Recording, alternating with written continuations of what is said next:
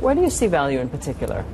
Well, certainly in equities, pretty consensus here. We prefer equities to bonds for obvious reasons. There'll come a point when that's no longer true, not because bonds are good, but because equities will at some point naturally run out of steam. I don't think that's in the immediate future.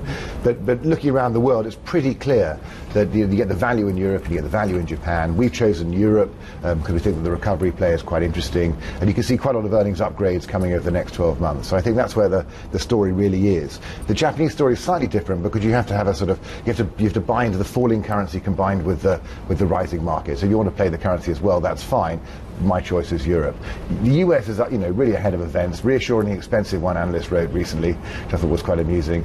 And emerging markets, I just think that the bad news is not flushed out yet. So the big focus for me is Europe. And you're not afraid that Europe could get caught in this to taper and not to taper play, and then because it's still uncertain, with regards to the economics, the growth story, the politics as well, that people would choose to remain in heavy listed blue chip cash rich US equities? Well, European equities are doing business all over the world, just like American equities are, but European ones are much cheaper. You have to look at the Euro Stoxx 50 index and see that it's still a long way below its high from 2008, and the S&P is a long way above its high from 2008. And that's not a pure reflection of value, but it's a clue.